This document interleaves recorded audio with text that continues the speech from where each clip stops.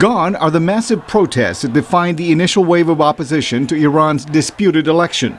In its place, violent and sometimes deadly clashes that, according to official numbers, have claimed at least 17 lives. While difficult to verify, new video sent to VOA shows protesters marching near the parliament building on Wednesday, chanting "Death to the dictator."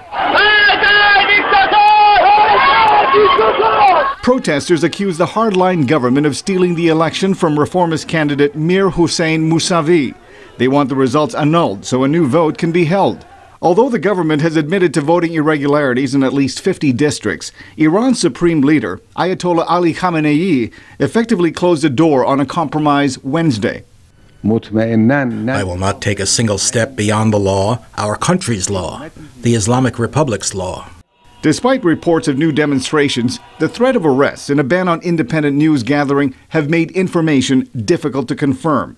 Some sources say Mr. Mousavi is distancing himself from protests, but some experts say reformists are waiting for the right moment. Speaking at a panel discussion in Washington, Abbas Milani, the director of Iranian studies at Stanford University, said support for President Mahmoud Ahmadinejad is weak, comprised mainly of loyalists who have benefited from the country's oil profits. The rest, that 75%, I think, are waiting for another sign that the regime's ability to kill has diminished, and you will see, I think, an eruption far bigger than what we saw last week. Meanwhile, official state TV claims another defeated presidential candidate, Mohsen Rezai, has withdrawn complaints of election irregularities, citing time limits and the nation's sensitive political, security, and social situation. Around the world, support for Iran's protesters continue to grow.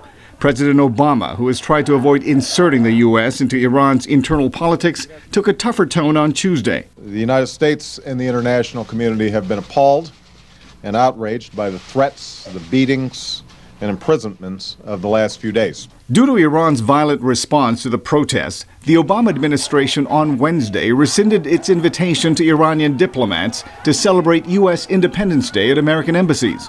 But the White House says the invitation to discuss serious differences between the two countries still stands. Arcega, VOA News.